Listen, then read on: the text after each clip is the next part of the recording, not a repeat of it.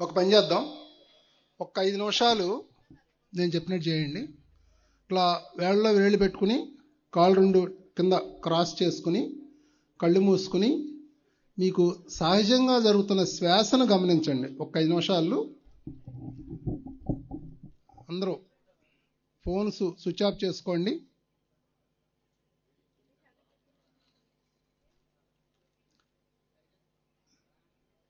ప్రశాంతంగా కంఫర్ట్గా కూర్చుని సహజంగా జరుగుతున్న శ్వాసను ముక్కుకాడ ఆ స్పర్శ తెలుస్తుంది కదా. 5 నిమిషాలు మళ్ళీ అటు ఇటు చూడొద్దు ఎవరు. సహజంగా జరుగుతున్న శ్వాసను గమనించండి. ఎట్లా శ్వాస తీసుకుంటున్నాం, ఎట్లా వదులుతున్నాం అనేదాన్ని గమనించండి.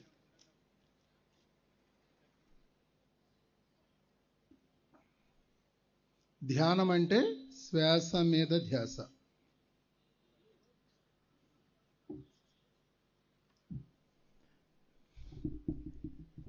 మీకు సరిగ్గా మీరు గమనిస్తే 5 నిమిషాల్లోనే మీకు అర్థమవుతుంది ధ్యానంలో ఏదో జరుగుతుంది అని.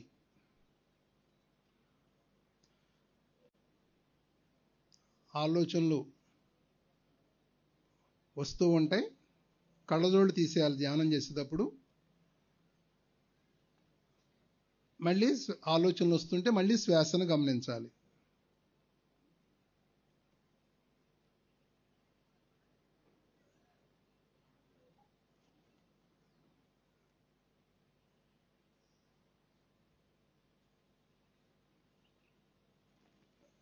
ఎప్పుడైతే మనం శ్వాసను గమనిస్తామో ఆలోచన ఆగుతుంది. ఎప్పుడైతే ఆలోచన ఆగుతుందో ప్రాణశక్తి మన లోపలికి ఎంటర్ అవుతుంది. ఎప్పుడైతే ఆలోచన ఆగుతుందో అప్పుడు ఆ ప్రాణశక్తి మన లోపలికి ఎంటర్ అవుతుంది. శ్వాస మీద ధ్యాస. ఎప్పుడైతే ప్రాణశక్తి మన లోపలికి ఎంటర్ అవుతుందో మన అనారోగ్యాలు ఆటోమేటిక్గా తగ్గుతాయి. Last 1 minute, last 30 seconds.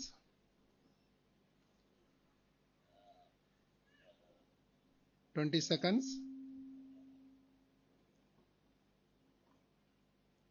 10 seconds, 5, 4, 3, 2, 1, 0. నిదానం 2 చేతులు కళ్ళ మీద పెట్టుకుని నిదానం కళ్ళు తెరవండి. ఓకే, ధ్యానాన్ని గట్టిగా క్లాప్స్ చేసుకుందాం. ఫ్రెండ్స్, ఇప్పుడు ధ్యానంలో ఏం జరుగుతుంది అంటే మనకి ప్రాణశక్తి మన లోపలికి వస్తుంది.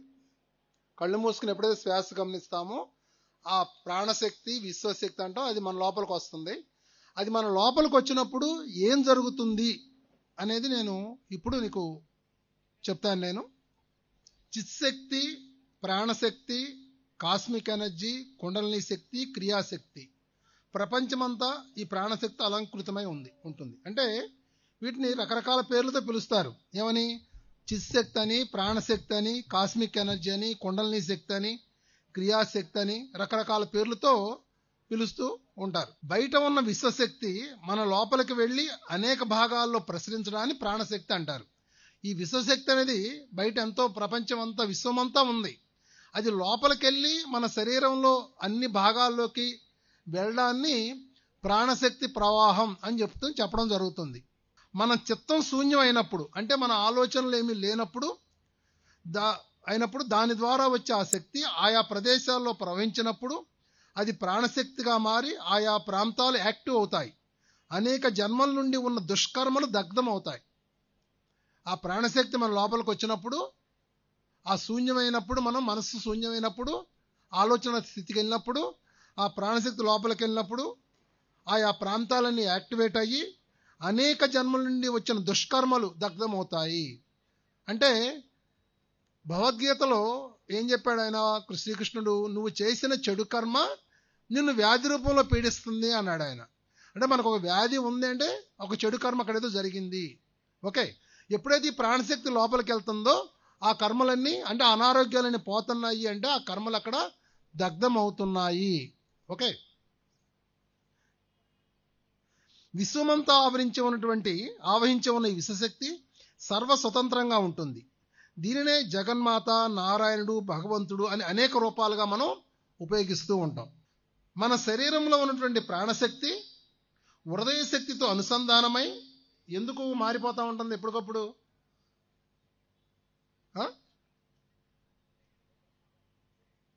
ఎన్నో అస్వస్థతలను పోగొట్టుకోవడం జరుగుతుంది. ప్రాణశక్తితో నిండి ఉన్నప్పుడు భవిష్యత్తు సమాచారాలు, అంటే మనం ప్రాణశక్తితో నిండి ఉన్నప్పుడు భవిష్యత్తు సమాచారాలు, అంటే భవిష్యత్తులో ఏం జరుగుతుంది అనేది కళల రూపంలోనూ, దర్శనాల రూపంలోనూ, దివ్య శ్రవణాలలో, అంటే వినబడటం ద్వారా కానీ, కనబడటం కానీ, కళల రూపంలో కానీ, ధ్యానంలో కానీ, మనకి దివ్య దృష్టిలో కానీ కనిపిస్తూ ఉంటాయి. అంటే భవిష్యత్తు కూడా మనకు తెలుస్తుంది. ఓకే, ధ్యానంలో, నిద్రలో మనం విశ్వంలోని ప్రాణశక్తిలోకి ప్రవేశించి ఎంతో ప్రాణశక్తిని నింపుకొని నిద్రలోంచి లేస్తాం. అందువల్ల మనకు నిద్ర లేవగానే ఎంతో తాజాగా ఉన్నట్టు అనుభూతి చెందుతాం. అంటే నిద్రపోయినప్పుడు మనం ఆ విశ్వంలో ఉన్న ప్రాణశక్తి మనం తీసుకుంటాం వల్ల నిద్ర లేచినప్పుడు ఎంతో తాజాగా ఉన్నట్లు అనుకుంటాము. ఇక్కడ చూడండి, మనం శక్తి అనేది మనం సరిగ్గా లేవు, నీరసంగా ఉన్నావు, బాగా తినరా అంటాం. అంటే తినే తిండి వల్ల ఎనర్జీ వస్తుంది అని అనుకుంటున్నాం మనం. కానీ తినే తిండి వల్ల వచ్చే ఎనర్జీ 20% అయితే 80% మీరు నిద్రలో ఉన్నప్పుడు, ధ్యానంలో ఉన్నప్పుడు శక్తి వస్తుంది. అందుకనే డాక్టర్స్ కూడా ఏమంటారు, వాళ్ళకి ఈ విషయం తెలియకపోయినా ఇగో ఏం ఆలోచించకుండా పడుకోయా అంటారు. అవునా కాదు? అంటే ఎప్పుడు ఆలోచించకుండా ఉంటామో అప్పుడు ఆ ప్రాణశక్తి వస్తుంది. బాగా మంచి నిద్రపోయిన వాళ్ళకి ఏ అనారోగ్యాలు ఉండవు. ఎందుకు? ఆ ప్రాణశక్తిని వాళ్ళు తీసుకుంటారు కాబట్టి. అట్లాగే ధ్యానంలో మీకు 3 ప్రాణశక్తి వస్తుంది. అందుకని ఆ ధ్యానంలోకి వచ్చినప్పుడు ఆరోగ్యంగా పొందడం అనేది చాలా ఈజీ విషయం అవుతుంది. తెల్లవారుజామున బ్రహ్మముహూర్త కాలంలో ప్రాణశక్తి బలాలు ఎంతో యాక్టివ్గా ఉంటాయి. అందువల్ల తొలి పొద్దులో ధ్యానం చేస్తూ ఉండాలి. ఎర్లీ మార్నింగ్ ఎక్కువగా ఆ ప్రాణశక్తి ఎక్కువగా మీకు అందుతుంది కాబట్టి పొద్దున్న పూట ధ్యానం చేస్తూ ఉండండి అని చెప్తున్నారు. మన మనస్సుని మహాపవిత్రంగా ఉంచుకుంటే తప్ప ప్రాణశక్తి అభివృద్ధి చేసుకోలేము. అంటే మీ మనస్సు పవిత్రంగా, అంటే మనస వాచ కర్మణ ఉన్నప్పుడు మాత్రమే మీ ప్రాణశక్తిని అభివృద్ధి చేసుకుంటారు. అంటే తీసుకున్న ప్రాణశక్తిని మీరు నిలుపుకోగలుగుతారు. లేనప్పుడు ఆ ప్రాణశక్తి నిలబడదు.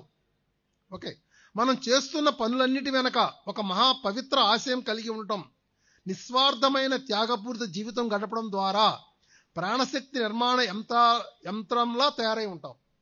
అంటే ప్రాణశక్తిని నిర్మాణ యంత్రంలా తయారవుతాం. అంటే మనమే ప్రాణశక్తిని తయారు చేసే విధంగా తయారైపోయి ఉంటాం. అంటే మన చుట్టూ ఎవరున్నా కూడా ఆ మనసా వాచ కర్మణ ఉన్నప్పుడు, ఒక పవిత్ర ఆశయం మనం ఉన్నప్పుడు, నిస్వార్థమైన త్యాగపూరిత జీవితం గడుపుతున్నప్పుడు మన చుట్టూ ఎవరున్నా కూడా వాళ్ళు ఆ ప్రాణశక్తిని వాళ్ళు ఫీల్ అవ్వగలుగుతారు.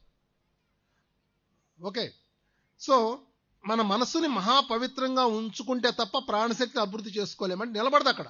లేనప్పుడు ఏమవుతుంది, చాలామంది ధ్యానం చేస్తారు కానీ ఆ ధ్యానం చేసిన కాసేపు బాగున్నట్టు ఉంటుంది, తర్వాత మళ్ళీ వాళ్ళకి అనారోగ్యం ఫీల్ అవుతూ ఉంటారు. అంటే దాని అర్థం ఏంటి, ఆ ప్రాణశక్తి అక్కడ నిలబడతలేదు. ఓకే, ప్రాణశక్తితో ఉండడం వల్ల మనలో జ్ఞానోదయాన్ని కలిగిస్తుంది. మానవులకు ఉన్న సత్యాన్ని యథాతథంగా దర్శింపజేస్తుంది. అంటే మనం సత్యంతో లేమా అంటే యాక్చువల్గా చెప్పండి, లేవు. మనం సత్యంతో ఉంటే మన జీవితం ఎంతో ఆనందంగా ఉంటుంది. ఆ సత్యంలో లేవు కాబట్టే మనకి ఇన్ని అనారోగ్యాలు, ఇన్ని ఇబ్బందులు, ఇన్ని కష్టాలు మనం ఉన్నాయి. ఎప్పుడైతే మనం ప్రాణశక్తితో ఉంటామో యథాతథంగా ఆ ప్రాణశక్తి సత్యాన్ని దర్శింపజేస్తుంది, మనసుకు అర్థం చేసుకునే శక్తిని ఇస్తుంది, మనోవ్యాపారాన్ని నియంత్రించి దానికి ధ్యేయశృతులను కలిగిస్తుంది. అంటే మీ మనస్సుని నియంత్రించి మీరు అసలు ఈ భూమి మీదకి ఎందుకు వచ్చారు అనే విషయాన్ని మీకు తెలియజేస్తుంది మీరు ఆ ప్రాణశక్తితో మీరు ఉన్నప్పుడు. అర్థమవుతుంది అందరికీ? మనసుని అర్థం చేసుకోవడం ఎంతో ముఖ్యం. ఎందుకంటే బాహ్య ప్రపంచాన్ని, అంతఃప్రపంచాన్ని అర్థం చేసుకోవటానికి అందరికీ పడేది మనస్సు కాబట్టి మనసుకు ప్రాణశక్తి స్ఫూర్తి తోడు లభించకపోతే, మనసుకు ప్రాణశక్తి తోడు స్ఫూర్తి లభించకపోతే ఆ మనస్సే తనకే విరుద్ధంగా పనిచేస్తుంది. అంటే ఆ మనస్సే మనకి విరుద్ధంగా పనిచేస్తుంది, మన ధ్యేయానికి వ్యతిరేకంగా పనిచేస్తుంది. ఆ మనస్సుకి ఆ ప్రాణశక్తి స్ఫూర్తి లభించకపోతే మన మనస్సే మనకి వ్యతిరేకంగా పనిచేసి మనకి ఎన్నో ఇబ్బందుల్ని కష్టాలని కలిగిస్తుంది. అదే ప్రాణశక్తితో నింపి ఉంటే కనుక ఆ మనస్సు ఏమవుతుంది, మన ఇంకా ఉన్నతంగా మారడానికి మనకు అది ఎంతో ఉపయోగపడుతుంది.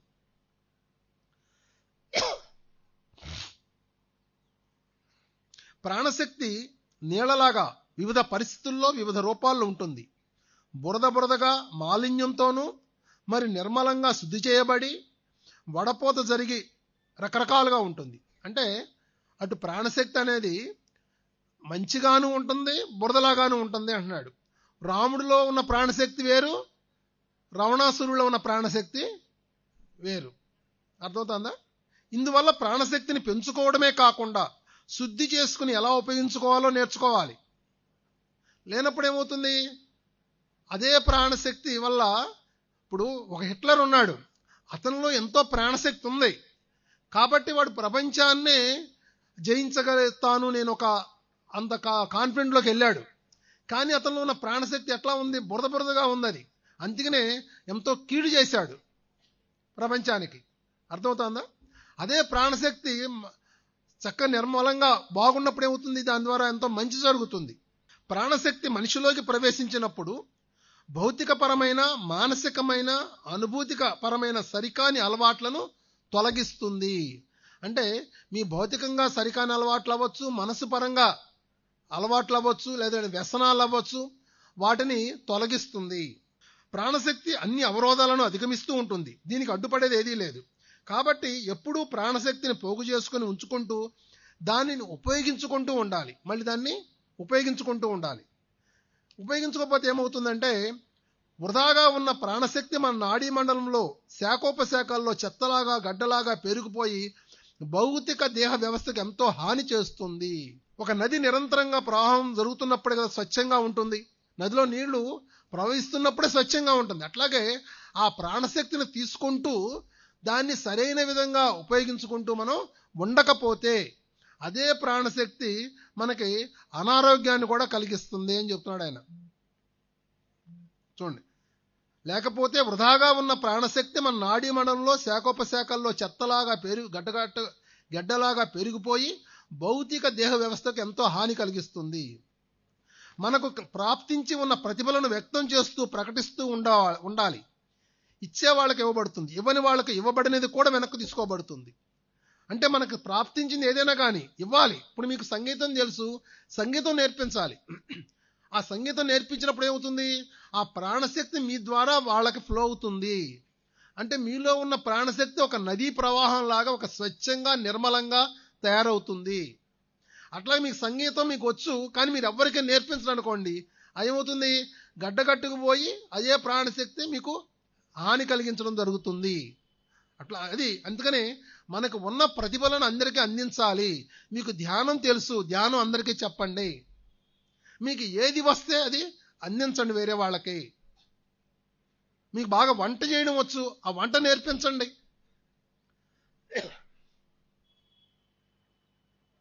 ఈ ప్రాణశక్తిని మనం ఉపయోగించుకోకుండా ఉంటే పరమ వికారమైన నిర్జీవ నాడీ కణాల చెత్తలాగా మారిపోతుంది.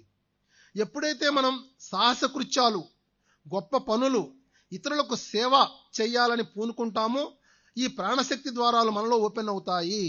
అంటే దాని అర్థం ఏంటి అంటే ఎక్కువ ప్రాణశక్తిని మనం తీసుకుంటాము. ఎప్పుడైతే మనం సాహస కృత్యాలు చేస్తామో, గొప్ప పనులు చేస్తామో, ఇతరులకు సేవ చేయాలని పూనుకుంటామో అప్పుడేమవుతుంది, ఈ ప్రాణశక్తి ద్వారాలు మనలో ఓపెన్ అవుతాయి. అంటే ఇంకెక్కువ ప్రాణశక్తిని మీరు తీసుకుంటాం జరుగుతుంది. ఓకే,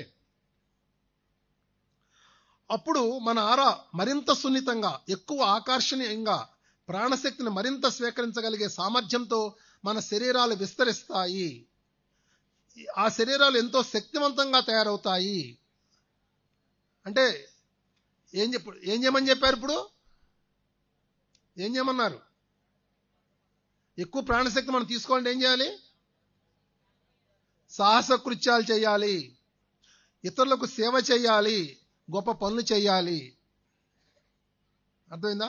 ఇట్లా యజ్ఞాలు చేయాలి, శాఖాహార ర్యాలీలు చేయాలి, క్లాసులు కండక్ట్ చేయాలి.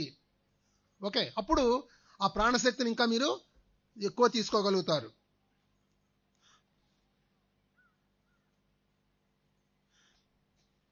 ఆత్మ ప్రయాణం విశ్వమంతా కొనసాగాలంటే, మల్టీ డైమెన్షనల్ అనుభవాలను పొందాలంటే ప్రాణశక్తిని బ్యాలెన్స్ చేయగలిగినప్పుడు మాత్రమే సాధ్యమవుతుంది.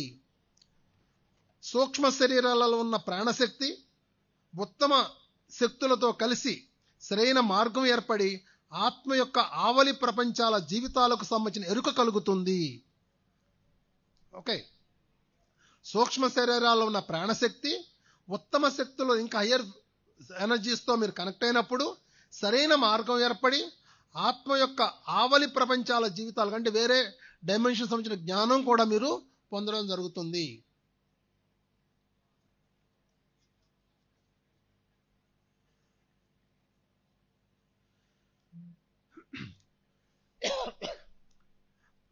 ప్రాణశక్తితో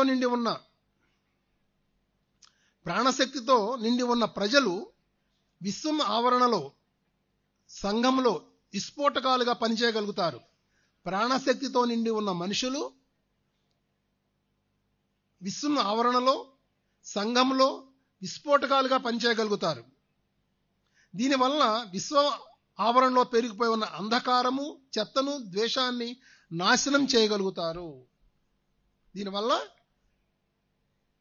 విశ్వావరణలో పెరిగిపోయి ఉన్న అంధకారాన్ని, చెత్తను, ద్వేషాన్ని నాశనం చేయగలుగుతారు. ఎవరైతే ప్రాణశక్తితో నిండి ఉంటారో అటువంటి వాళ్ళ ద్వారా ఆ క్లీనింగ్ ప్రాసెస్ అనేది జరుగుతుంది. ఈ శక్తులను చెడుగు ఉపయోగించుకునే వాళ్ళు కూడా ఉన్నారు. వారిలో రెండవ ప్రపంచ యుద్ధంలో హిట్లర్, జపాన్, టర్కీ దేశాల్లోని చీకటి శక్తుల ఉపాసకులు ప్రాణశక్తిని విపరీతంగా దుర్వినియోగపరుచుకున్నారు. వాళ్ళు. ఆ తర్వాత అటువంటి వారి భౌతిక, అనుభూతిక, మానసిక శరీరాలు అహంకారంతో, వేర్పాటు ధోరణితో, దోపిడీ తత్వంతో, ద్వేషంతో వారి హృదయాలు పాడైపోయి ఆ ప్రాణాగ్నిలో దగ్ధమైపోవడం జరుగుతుంది. వాళ్ళ ఆ సూక్ష్మ శరీరాలన్నీ కూడా ఆ ప్రాణం దగ్ధమైపోయి తర్వాత జన్మలో ఒక రకంగా చెప్పాలంటే వాళ్ళు పిచ్చోళ్ళగా అవడము, లేదంటే ఎన్నో రకాల ఇబ్బందులకి, మానసిక ఇబ్బందులు కలగడము జరుగుతుంది.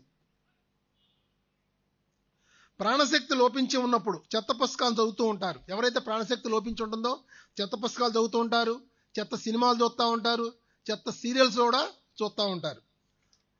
అటువైపు ఆకర్షించబడతారు. ప్రాణశక్తితో ఉన్నప్పుడు నిర్జీవంగా ఉన్న పుస్తకాలను గుర్తించి తిరస్కరిస్తూ ఉంటారు. అటువంటి పుస్తకాల దగ్గర కూడా రానవరు, అటువంటి సినిమాలను, అటువంటి సీరియల్స్ని దగ్గరికి కూడా రానవరు. ఓకే, ఆలోచన ఎంతో ప్రాణశక్తిని ఆకర్షించగలిగే వాహనం లాంటిది. మీ ఆలోచన ప్రాణశక్తిని ఆకర్షించగలిగే వాహనం లాంటిది. కాబట్టి మన ఆలోచన రూపాలను ప్రాణశక్తి పూరితం అయి ఉంచుకోవాలి. అంటే సరైనటువంటి ఆలోచన చేయాలి. మనం చేస్తున్న ప్రతి ఆలోచనలో మన ఆత్మశక్తి, ప్రాణశక్తి నిండి ఉంటాయి. ఓకే, మనం ఏవో ఆలోచన చేస్తూ తర్వాత వాటిని మర్చిపోతూ ఉంటాం. కానీ ఆలోచనలు మన ఆత్మశక్తితో, ప్రాణశక్తితో తయారైనవి కాబట్టి విశ్వంలో కొనసాగుతూ నిర్దిష్ట ఫలితాలను సాధిస్తూనే ఉంటాయి. అవి ఎప్పుడైనా కానీ ఫలితం సాధించడం జరుగుతుంది. ఆ నిర్దిష్ట ఫలితాలన్నది మీరు మర్చిపోవచ్చు, కానీ అది సాధించడం జరుగుతుంది. ద్వేషాలను రెచ్చగొడుతూ, అబద్ధాలతో సత్యతను పోగొడుతూ, ఆత్మ న్యూన్యతతోనో వ్యధలతోనో ప్రవర్తిస్తూ, ఈర్ష్య, అసూయలతో, ప్రతీకారణ ధోరణితో ఉంటున్న వాళ్ళల్లో ప్రాణశక్తి నిల్వలు అల్లకల్లోలమై తమలోని ప్రాణశక్తి నిల్వ క్షీణింపజేసుకొని అనారోగ్యం పాలవుతారు. అర్థమైందా? ద్వేషాలను రెచ్చగొట్టేవాళ్ళు, అబద్ధాలు చెప్పేవాళ్ళు, అబద్ధాలతో సఖ్యతను పోగొట్టేవాళ్ళు, ఇద్దరి మధ్య ద్వేషాలని, వీడు అట్టా చెప్పాడు నీ మీద, లేదంటే నువ్వు ఇట్లాంటి ఆడువంట, ఆ సఖ్యతను పోగొట్టేవాళ్ళు, ఆత్మనూన్యతతోనో వ్యధలతోనో ప్రవర్తిస్తున్న వాళ్ళు, ఈర్ష్య, అసూయలతో ఉన్నవాళ్ళు, వాళ్ళు ఆ ప్రాణశక్తి నిల్వలు అల్లకల్లోలమై వాళ్ళు అనారోగ్యం పాలవుతారు.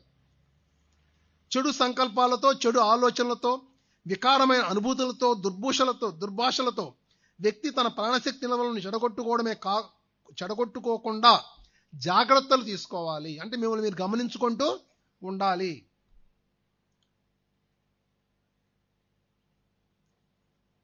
ఒక ఆలోచన ప్రవాహంలో అడ్డంకులు, అభ్యంతరాలు, అవరోధాలు తయారవుతూ ఉంటే, ఓ చెడు ఆలోచన ప్రవాహం జరుగుతూ ఉంటే ప్రాణశక్తి ప్రవాహం అక్కడి నుంచి నిష్క్రమిస్తుంది. ఓకే. సందేహంతో ఉన్నప్పుడు, మీ పట్ల మీరు కాన్ఫిడెన్స్గా లేనప్పుడు మీ ఎనర్జీని కోల్పోతూ ఉంటారు. దీనికి వివరించాల్సిన అవసరం లేదు మీకు. ఒక విషయం పట్ల స్వార్థము, వ్యామోహం పెరిగిపోయి ఉంటే అక్కడ ప్రాణశక్తి లేదని అర్థం. అంటే మీరు ఒక విషయం పట్ల స్వార్థంతోనో వ్యామోహంతో ఉంటే మీ లోపల ప్రాణశక్తి లేదు అనేది అర్థం. అక్కడ మీరు ఆ ప్రాణశక్తి ఉన్నప్పుడు ఉందనుకోండి, మీలో స్వార్థం ఉండదు. యుద్ధం వేరేవాడికి అనుకుంటారు. స్వార్థం ఉన్నప్పుడు నాకే అంటాం మనం. అంటే ఆ ప్రాణశక్తి లేనప్పుడు స్వార్థం ఉంటుంది, ప్రాణశక్తి ఉన్నప్పుడు త్యాగం ఉంటుంది, ఇవ్వడం ఉంటుంది. మీరు మీ పూర్ణత్వతో కనెక్షన్ కోల్పోతారు. అప్పుడు ఏమవుతుంది? మీ పూర్ణత్వతో మీరు కనెక్షన్ కోల్పోతారు. ఈ ప్రాణశక్తి మానసిక తలంలో మహాబలీయమై ఎంతో యాక్టివేషన్తో పనిచేస్తూ ఉంటుంది. ప్రాణశక్తి మనసుల్లో కారు మబ్బుల్లాగా పెరిగిపోయి ఉన్న ద్వేషం, ఈర్ష, అసూయ, పగ, ప్రతీకార లక్షణాలను, అన్ని అడ్డంకులను నాశనం చేస్తుంది. ఓకే. అటువంటి సరికాని లక్షణాలున్న మనసు మెదడు భాగాల మీద తీవ్రమైన ప్రాణశక్తి కిరణాలు ప్రసరించినప్పుడు ఆ మనుషులు దుర్భరమైన కష్టాలు పడాల్సి ఉంటుంది. ఈర్ష, ద్వేషం, అసూయ, పగ, ప్రతీకార లక్షణాలను కలిగి ఉన్నందువల్ల ఆ కష్టాల వల్ల మనుషుల హృదయాల్లో మార్పు రాకపోతే వాళ్ళు ఇంకా సమస్యలు ఎదుర్కోవాల్సి ఉంటుంది. అంటే ఇప్పుడు ఆ ప్రాణశక్తి తీసుకొని అది మనసుల మీద ఎక్కువ ప్రభావం చూపిస్తుందంట ప్రాణశక్తి. దానివల్ల ఏమవుతుంది? మనుషులకి కష్టాలు వస్తాయంట. ఆ కష్టాల వల్ల వాళ్ళలో మార్పు రాకపోతే ఏమవుతుందంటే ఇంకా ఎక్కువ సమస్యలు ఎదుర్కోవాల్సి ఉంటుందంట వాళ్ళు, మనుషుల్లో ఆ మార్పు రాకపోతే. ఓకే. ఆధ్యాత్మిక శక్తి రక్షణలో ఉన్న వాళ్ళ మీద విషపూరితమైన ఆలోచన బాణాలను ఉపయోగించకూడదు. ఎందుకంటే ఆ బాణాలు వెనక్కి వచ్చి ప్రయోగిస్తున్న వాడినే సర్వనాశనం చేస్తాయి.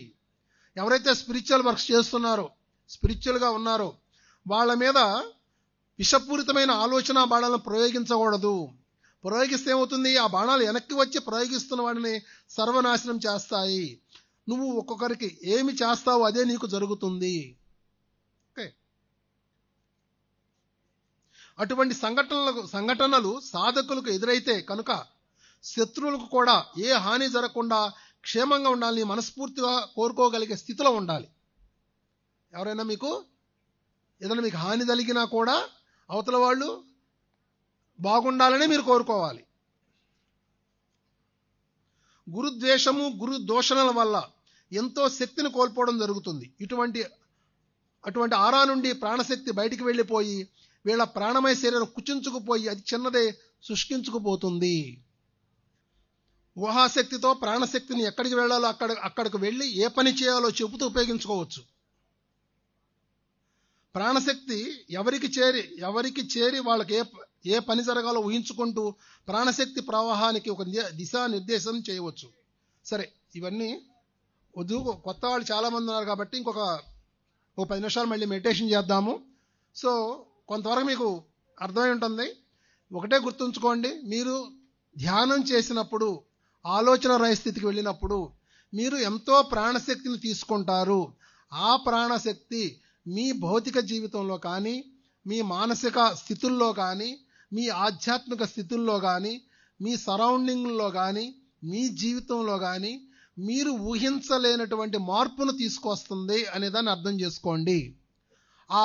మన జీవితంలో మార్పు రావడం లేదు అంటే దాని అర్థం ఏంటంటే ఆ ప్రాణశక్తిని మనం తీసుకోలేకపోవడం అయి ఉండాలి. తీసుకున్న ప్రాణశక్తిని సరిగా నిలుపుకోలేకపోవడం. ఎందుకు నిలుపుకోలేకపోవడం అంటే మనలో ఉన్న కోపాలు, ద్వేషాలు, ఈర్ష్యలు, అసూయలు, పంతాలు, పట్టింపులు ఇవన్నీ కూడా మన ప్రాణశక్తిని నిలుపుకోకుండా కొండకు చిల్లుబడినట్టు అనమాట. అందుకని మనం ధ్యానం చేస్తూ మనం మారుతూ ఉండే కొలది, ఇంకా ఎక్కువ ప్రాణశక్తిని తీసుకునే కొలది మనం ఇంకా ఇంకా ఎదుగుతాము. ఓకే, సరే ధ్యానం చేద్దాం. మళ్ళీ చేతులు పెట్టుకోండి, కళ్ళు రెండు మూసుకోండి. ఇందాక తెలియకుండా చేసాము, ఇప్పుడు తెలిసి చేస్తున్నాం. చక్కగా ఏం జరుగుతుందో గమనించండి. శ్వాస మీద ధ్యాస, చక్కగా జరిగే శ్వాసను, సహజంగా జరిగే శ్వాసను గమనిద్దాం.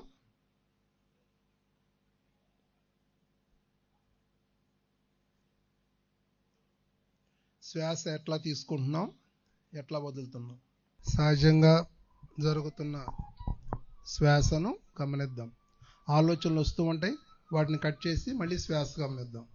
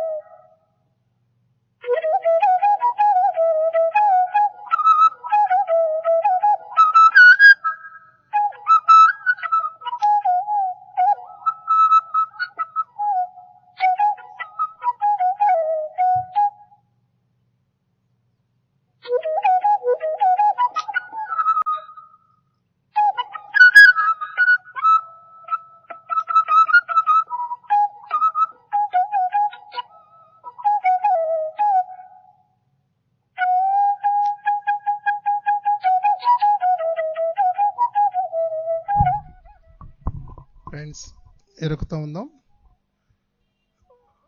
ఒకటి అనుకుందాం, ప్రాణశక్తి నాలోకి రాకుండా అడ్డుపడుతున్న అన్ని అడ్డంకులను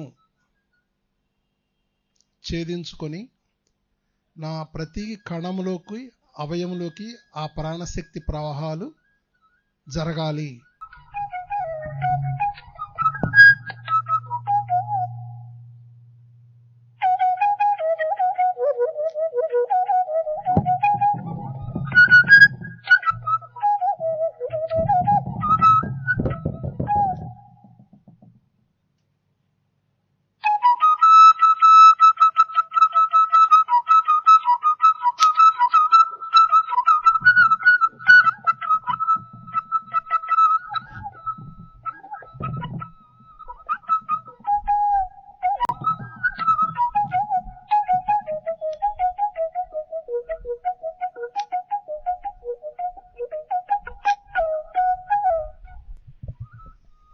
ఆలోచనలు వస్తూ ఉంటాయి, మళ్ళీ వెనక్కి వచ్చి మళ్ళీ శ్వాసను గమనిద్దాం.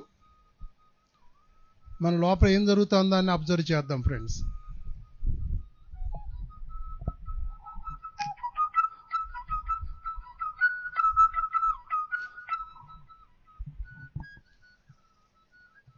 ప్రాణశక్తి నా జీవిత ధ్యేయం వైపు, నా పర్పస్ ఆఫ్ లైఫ్ వైపు నన్ను ప్రయాణింప చెయ్యాలి, దిశానిర్దేశం చెయ్యాలి.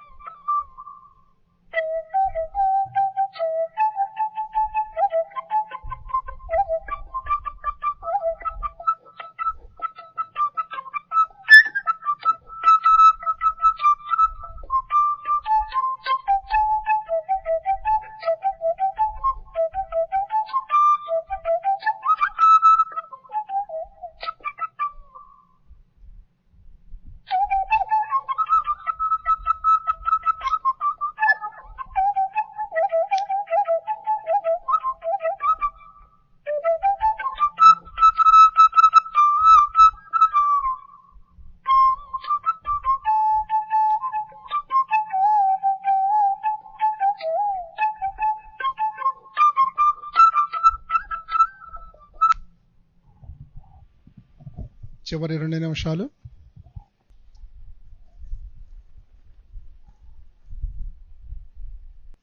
చివరి 1 నిమిషం, 30 seconds.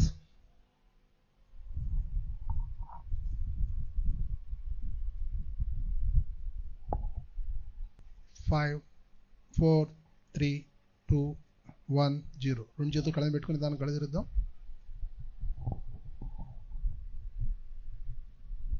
గట్టిగా క్లాప్స్ చేసుకుందాం. భీమేశ్వర శైవ క్షేత్ర ధ్యాన యజ్ఞాన్ని గట్టిగా క్లాప్స్ చేసుకుందాం. ఇంకా